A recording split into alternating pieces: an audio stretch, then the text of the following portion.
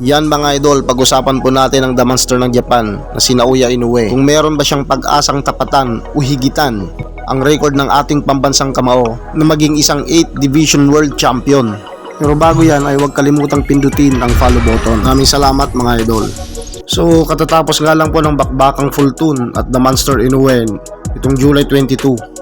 At nanalo po ang The Monster ng Japan via technical knockout. At dito ay naging ganap na siyang unified champion at kauna-unahang 4 division champion ng bansang Japan. Hawak na po ngayon ng The Monster Inoue ang 4 na weight classes. At ito po ay yung light flyweight, flyweight, bantamweight at super bantamweight division. At para maging ganap siyang 8 division world champion, kailangang talunin niya yung kampiyon sa featherweight, super featherweight, lightweight at light welterweight division. At kung titingnan naman natin yung record ng ating pambansang kamao Manny Pacquiao, ay mas madali para kay Inoue na abutin o higitan pa ang record ng ating pambansang kamao. Dahil kung papansinin po natin, naging kampiyon po ang ating pambansang kamao sa flyweight, super bantamweight, featherweight, super featherweight, lightweight, light welterweight, welterweight at light middleweight. Bakit ko po nasabing mas madali kay Inoue na lagpasan yung record ng ating pambansang kamao?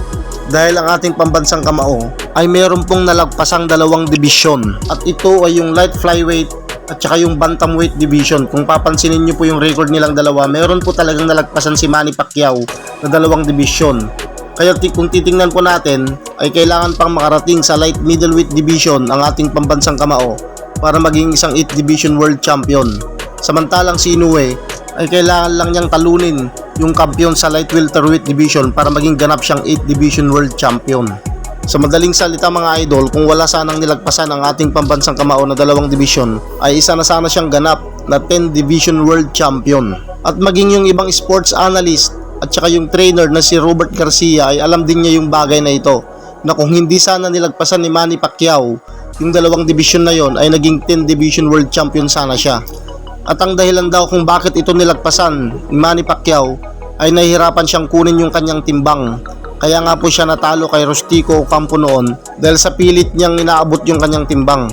At ang isa daw na dahilan kung bakit nilagpasan niya yung bantamweight division dahil meron siyang kapwa Pilipino na nagre-reign nung panahon na yon. Kumbaga ayaw niyang maglaban silang dalawa dahil magkaibigan daw sila. Yun ang sabi nila. Hindi ko po sure kung totoo po yung dahilan na yon. At itong boxer na ito ay walang iba kundi si Jerry Peñalosa na dati ring naghahari sa bantamweight division.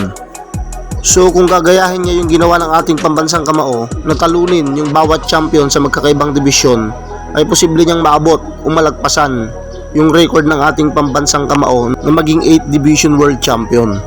Katulad po ng ating pambansang kamao, matapos niyang talunin si David Diaz sa lightweight division, ay hindi na niya kinalaban yung ibang mga champion doon, kundi umakyat kaagad siya, binakante niya kaagad ang lightweight division at umakyat kaagad sa light welterweight division para labanan si Ricky Hatton. At pagkatapos niyang pabagsakin si Ricky Hatton, ay umakyat kaagad siya sa welterweight division. Although marami pang naka-line up na pwede niya makalaban doon. Halimbawa na lang po si Terence Crawford dahil na isang division sa noon. Kaya nga po sinabi ni Terence Crawford na tinakbuhan daw siya ni Pacquiao. So kung yun po ang gagawin ni Naoya Inoue na talunin lang yung bawat champion sa magkakaibang division, pwede niyang makamit yung pagiging 8 division world champion o higitan pa. Pero hindi ko po sinasabi na magagawa ito ni Inoue. Ang point lang po dito ay siya lang po kasi yung nakikita kong potential na makakagawa nito dito sa part ng Asia. Kasi wala pa naman akong nakikita mga Filipino fighters na pwedeng makagawa o pwedeng sumunod sa yapak ng ating pambansang kamao.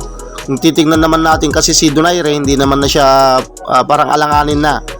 Maski si Janriel Casimero at yung iba pang fighters parang medyo alanganin na nilang maabot yung pagiging 8 division world champion. Kasi dito pa lang sa bantamweight o kaya sa super bantamweight ay hindi na sila makatawid. Maski si Mark Magnifico Magsayo hindi rin makatawid-tawid sa featherweight division. Kaya sa ngayon wala pa akong nakikitang pwedeng pumalit kay Pacquiao kundi si Naoya Inoue. Siya lang muna ang nakikita kong potential na maging 8 division world champion o higit pa. So hanggang dito na lang muna tayo mga idol. Maraming salamat po.